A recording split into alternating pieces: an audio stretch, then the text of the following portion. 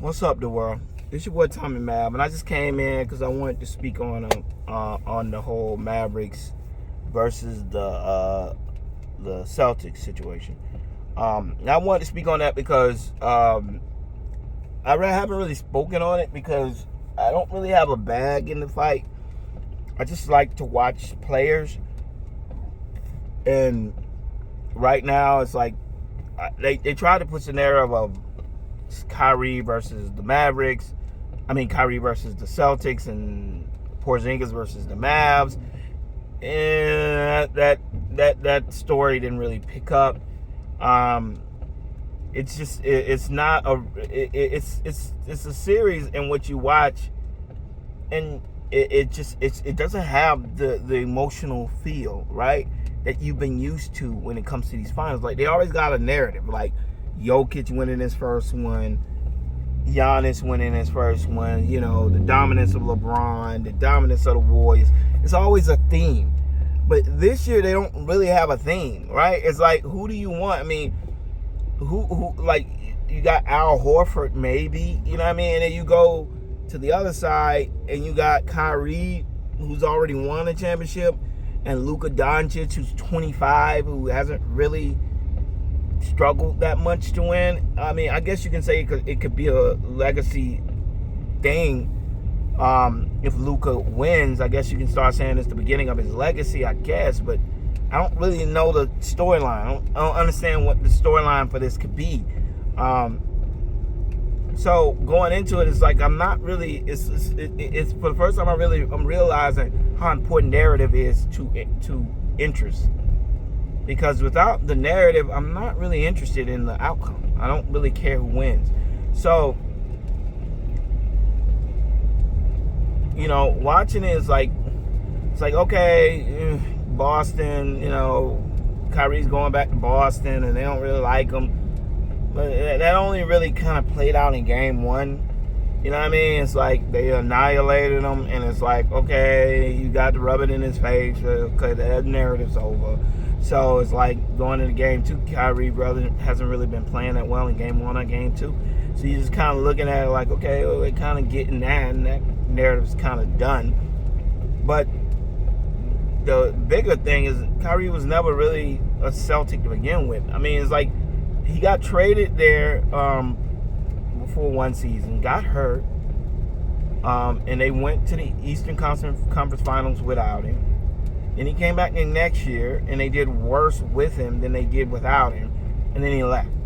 So it's not a real big history there to begin with. It's not like it's like Cleveland, where you can understand why Cleveland fans didn't like him. The Celtics fans, it's kind of, just because he said he was going to stay and then leave, it's kind of dumb, because that happens with players all the time. You know what I mean? Yes, at the time he said it, he probably did have the intentions of staying. But after the back and forth and the banter and all this stuff, yeah, maybe after he started dealing with the grind of the team and the immaturity of the players, that he changed his mind and said, you know what, I'm 86, I'm out. And he good. And at the end of the day, it doesn't matter, because it's not like they ever needed Kyrie to begin with. The Celtics have been annihilating and running the East since LeBron left. So I don't really understand this hatred of Kyrie. They never needed him. They went further without him, and after he left, they continued to go further than they went with him. So I don't really understand that narrative of why they hate him so much. So that narrative never really held weight to me. So it's not really a attraction for me. It's like, I don't care. But what has been surprisingly amazing to me is Luka. First, against the Timberwolves. I watched that Timberwolves series, and it's like basketball is a pretty old game in America, right? Not to the extent of like soccer is in Europe or baseball, but basketball is fairly young. Fairly it's new. You've seen a lot, right? And when you watch basketball as much as I did, and from the time that I was a little kid to now that I did, what befuddles me is I'm rarely ever I'm rarely ever at a point where I don't understand what I'm watching. Luka does that to me a lot. Well, I'm watching it and it's like, oh, I'm like, how in the hell is this guy this good? And when you watch Luka, it's like with Jokic, you can see it because Jokic's so big, right? He's so big and he's a good passer to be that size. So you kind of can see it with Jokic because his size. You know what I mean? But with Luka, it's odd. It's like Luka has this way of playing, and when you look at him and you think, how the hell is he doing that? Like, how does he do it? And when you watch him constantly, you can see like there's certain things that are just there, like the 3-point shot, the you know what I mean, the baiting people into fouls. The baiting people in fouls, I understand. That's annoying. But when I first started watching Luka, I thought he was just a white James Harden, right? So I just hated watching him, right? Because I would always be like, this guy just does James Harden shit. Like, he just looks for fouls. But I started to realize after I started watching him after they got Kyrie, the difference in the way that Luka plays. Because before, you forget, it was really just Luka by himself. It was Luka by himself with, like, Tim Hardaway Jr. But mostly it was just Luka. So it gets to a point where you start watching them play, and it's like, man, he's just like he's always trying to get fouls. But now it's changing to me. It really is. When you watch Luka play, it's like, oh, he doesn't do that anymore. Now he's more of a good player. Like it's like, you can tell it just took him a little while to understand the American style of play, and now you watch him and it's like what I love about Luka is like it's the bravado, right? The limitations mixed with the determination, right? Like, you rarely see that. Like I've seen a lot of people who have Luka's skill set, but it's people like to say he plays like a black person. He doesn't. It's like he plays like an old school white person. He doesn't. Luka has a very distinct style of play that is so unique to who he is that I don't think anybody else can play like he plays. That at that pace, utilizing the court, utilizing his strengths as well as he does, he gets a lot out of his skill set. Offensively, obviously, I'm talking about. He gets a lot out of his skill set. I mean, like, I just, a guy that big, that skilled, who isn't really that tall, but yet can shoot over you, can go up underneath you, can get by you. And the most amazing thing about Luka that I don't think people understand unless you understand basketball is his first step. Luka doesn't have a quick first step. This is the first time I think I've ever really stated this. He has a smart first step. Like, and it's so odd to say this, and I know people just assume because somebody's white, first thing people want to say is they're smart. No, I'm saying it's smart because he's extremely skilled. He has an extremely smart, skilled first step. His fake is almost always to get you to false step. Once you false step, he immediately steps. And once he steps, his first step is always intent. It's always intent behind it. His first step is always to get you on his back or get you out of position. Once he has you out of position, he will step without going into you. He will step forward while keeping you in that same trajectory. And the minute he knows that he has you on his back, like, so the minute you slink back or you reach or you do anything that is going to put that is a foul, he will exploit it. So you're sitting there watching this guy, and it's like, oh my gosh.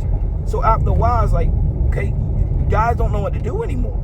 So they start standing there and they're looking and waiting on him to take that first step. Because, like, okay, I just don't false step with him. And it's crazy because while they're standing there waiting on him not to do this false step, he'll just shoot in their face. So then they're like, okay, well, I gotta contest him, because if I keep waiting on him to make me false step, and he's just gonna keep shooting over me. So okay, all right, so I'm gonna get up in him. But Luka's not. This is one thing that I say is that changed, that why people say he plays like a black person. I think it's because Luka is so aggressive as a ball player, as a ball handler. He uses his body well, and he's extremely strong. And people and so when you try to pressure him and push into him, he reminds you of LeBron. Like, you're not moving Luka. He's gonna stay at his pace, and he's gonna keep you off balance. He's gonna keep you in the worst spot he can keep you. Once you step and he has you in that position, you stuck there. Unless you run away from him, you stuck wherever he wants you to be. And he just dribbles up the court, and he's the whole time he's dribbling up the court, he just got you here. Like that old dude at the court that you like everybody getting annoyed with. The only difference is that, and that's why I say that old black dude that comes out with the knee braces and everything, but he's schooling everybody and nobody really understands how he's doing it. Luka plays like that, but the difference is he plays like that with style. Like, he doesn't look like Luka doesn't look old when he plays. The only thing that you relate to that guy, that old guy who shows up and schools everybody, is the fact that you can't understand how he's doing it, because he does it different almost every time he comes down.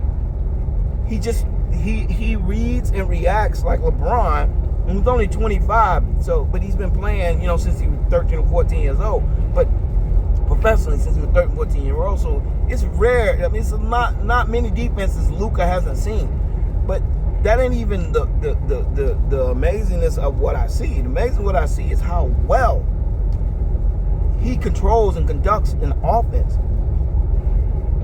The guy is, like I said, I wasn't the biggest Luka fan going into this last two series. Now, I'm as big a Luka fan as I am a Ja Morant, Anthony Edwards. I'm just blown away by the guy, because it's so much nuance in his game that when you just sit around watching Luka highlights, you don't understand it, because they're only going to show the shots he makes. And they're only going to show one or two of his assists. They're not going to show how he reminds you of LeBron. And it's crazy, because you would think, well, how the hell can he remind you of LeBron? And he's not nowhere near as athletic as LeBron is. Because he can do all the things LeBron does. He doesn't need the athleticism to do all the things LeBron does.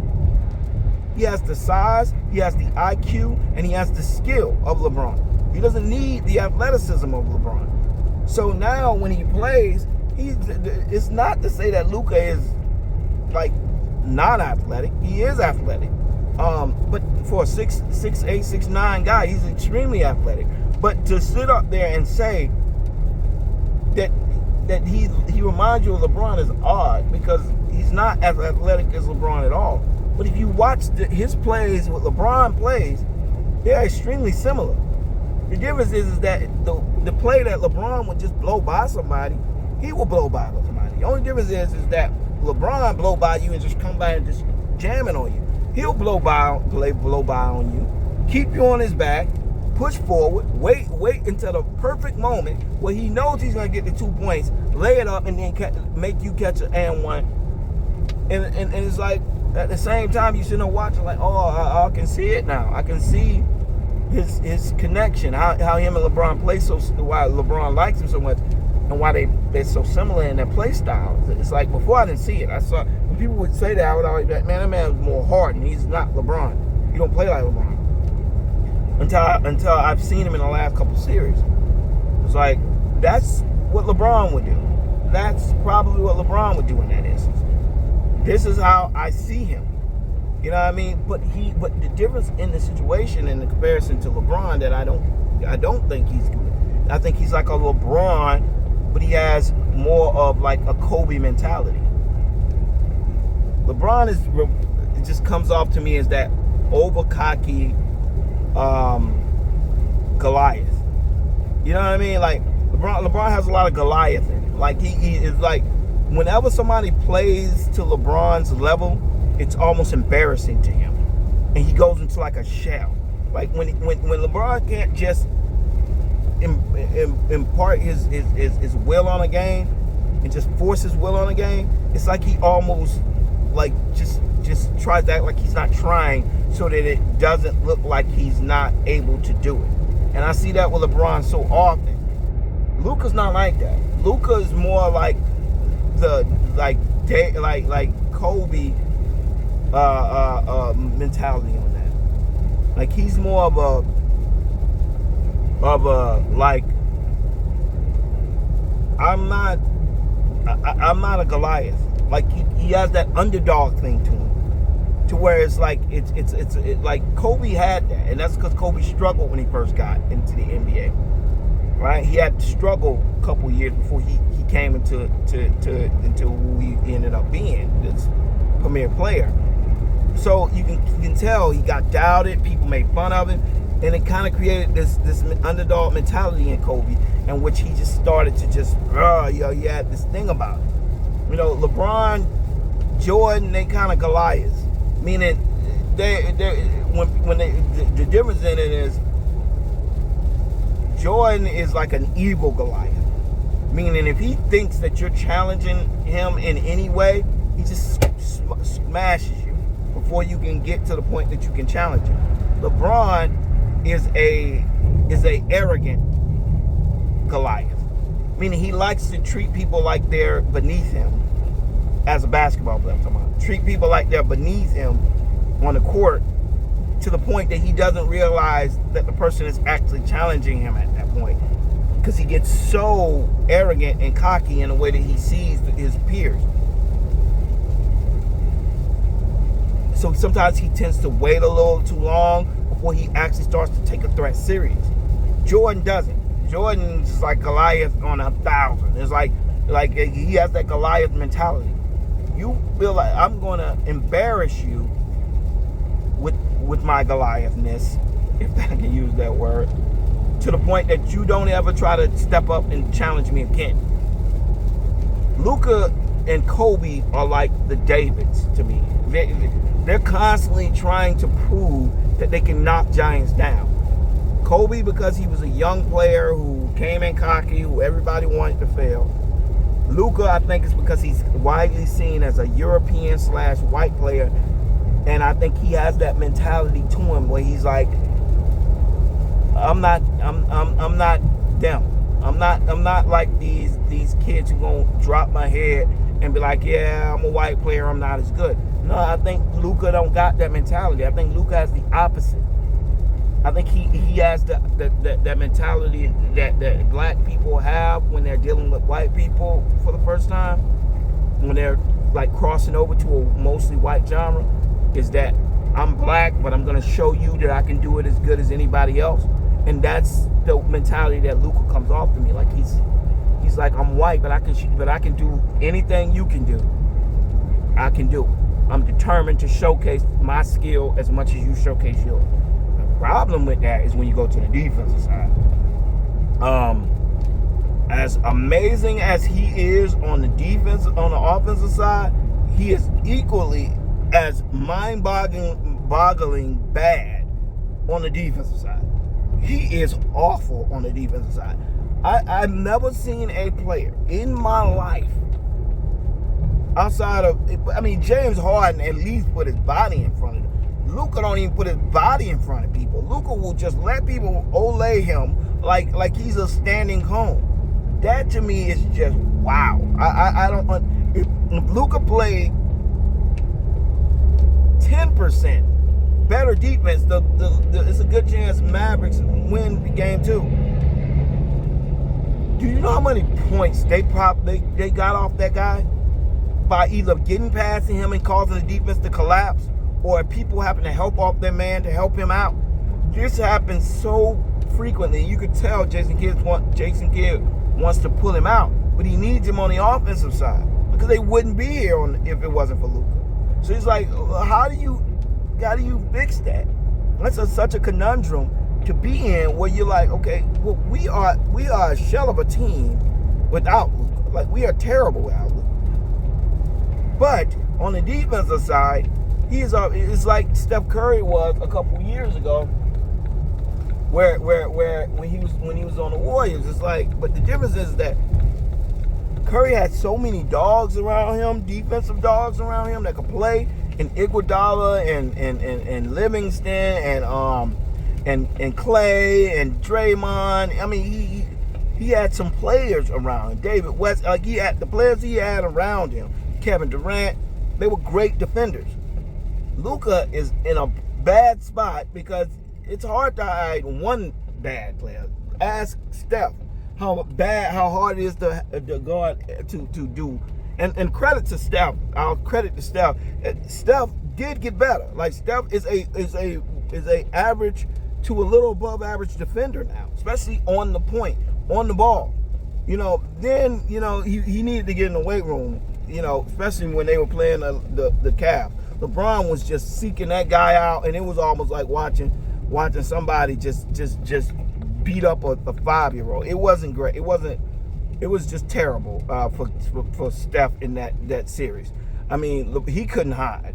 I mean, LeBron exploited that every matchup he was in because he couldn't guard anybody on the floor, and they were seeking him out. Same way that the Celtics are seeking out Luka right now. The Cavs was seeking him out a couple years ago. They was seeking out. The last game with Luka.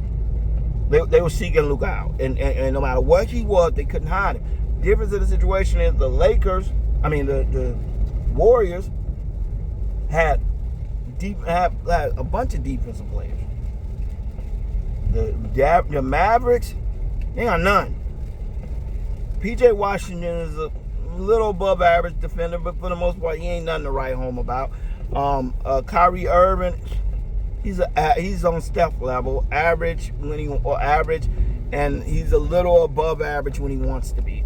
But nothing enough to cover up for another deficiency. Not to mention and when you take Luka out, he's the exploit. So it's like, Kyrie's, average to below average.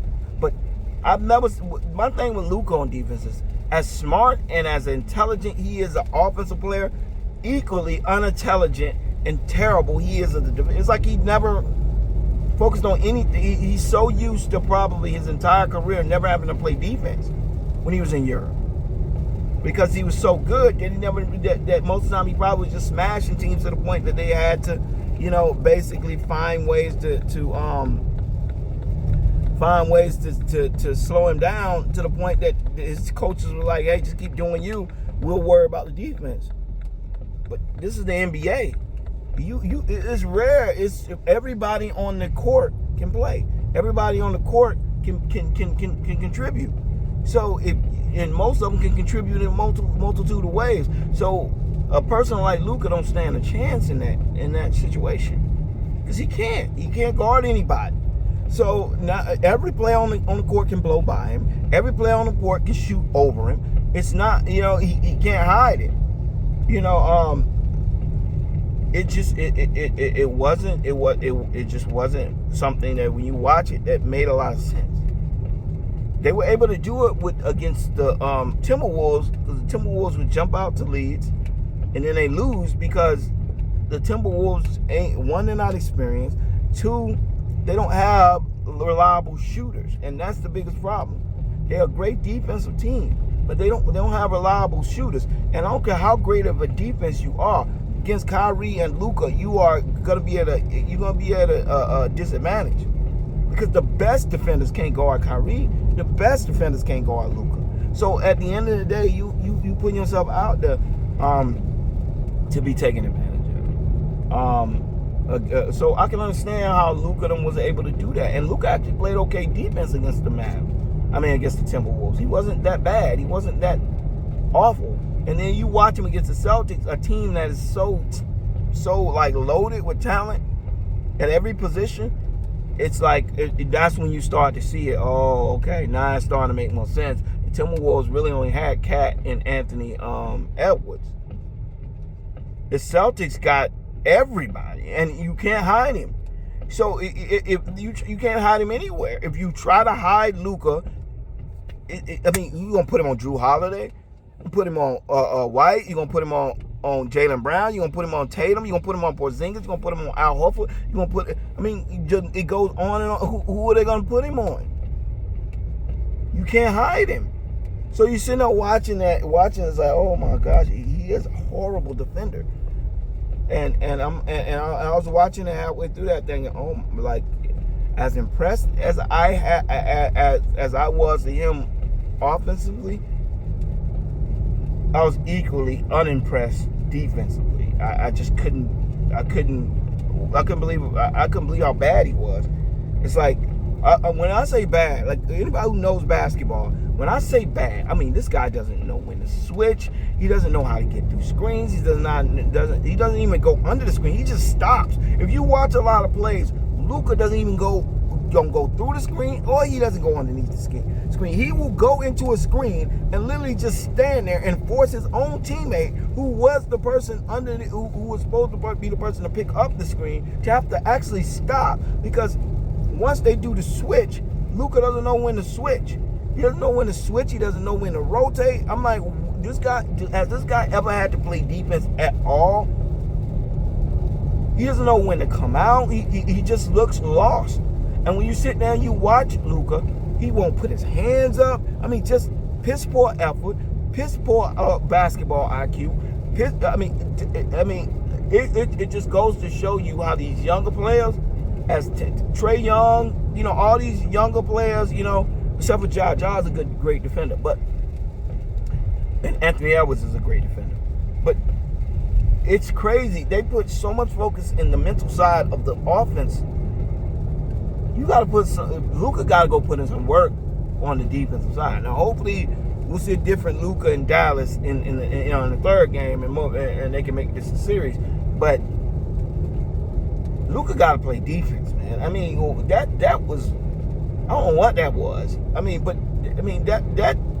These last two games, Luka, people want to bring up his triple-double, and they were amazing. He earned it. Luka is a offensive freaking talent. I mean, he is amazing on the offensive side.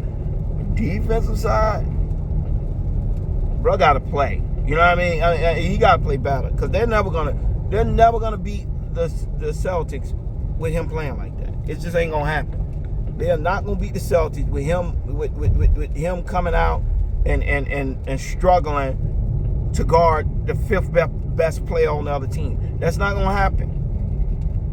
I mean, Porzingis almost.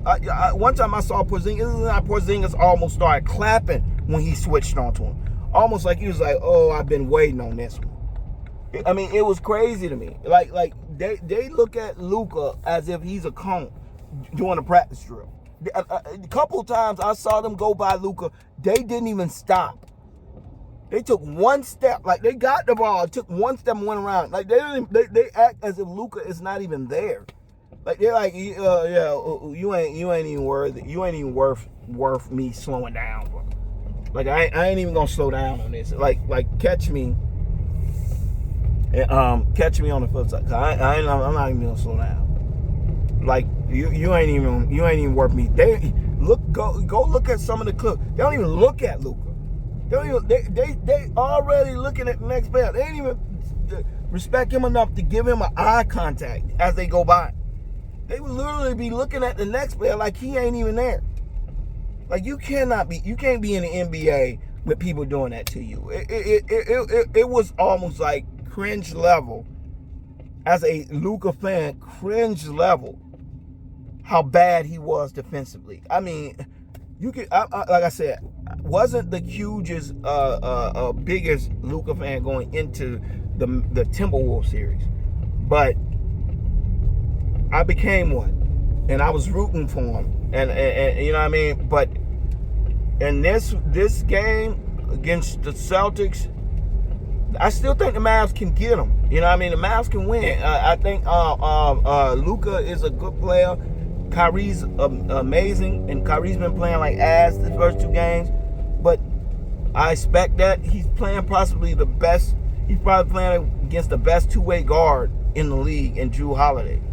Right? So you expect Jrue Holiday to shut him down.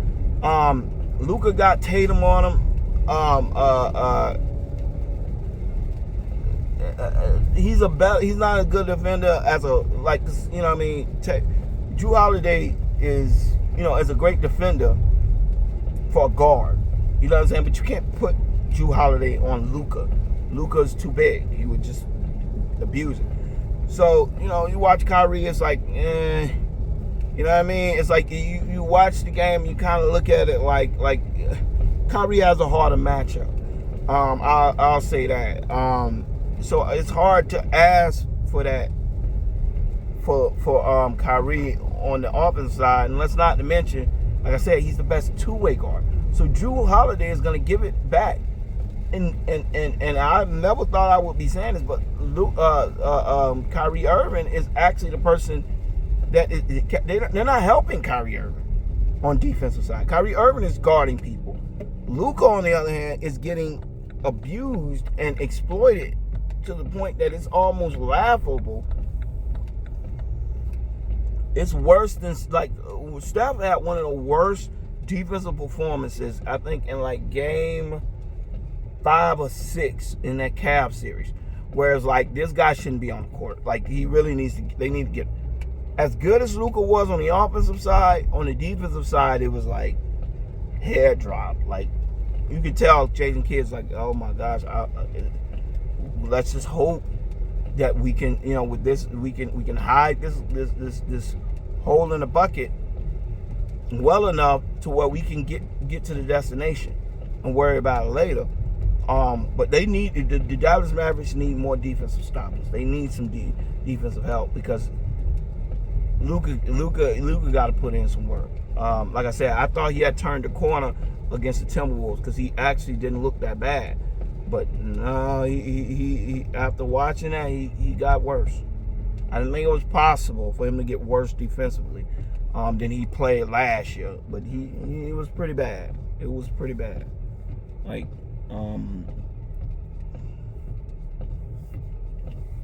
so anyways, hopefully, you know, the Mavs can come back and make this a series, because I really do hope, want that, you know, it is my hope that things can get better, and this can become more of a competitive in the NBA Finals, because I kind of went in there thinking the Celtics were going to kind of, you know, get impose their will on the Mavericks, and I was hoping, you know, for a pretty good series, and it's not been that great of a series. The Celtics are just running past them like they're standing still. And though the Mavericks have enough offense to still make it competitive, they don't have enough offense to the point that I would assume that they were going to win the series or even make it a competitive series. Because I think the Celtics play good enough defense to make it hard on them, then they can make it on the Celtics. So, anyways, like I said, please comment. Let me know what you think. Thumbs it up if you like it. And if you're not subscribed, respect the game and subscribe. All right, y'all. Peace.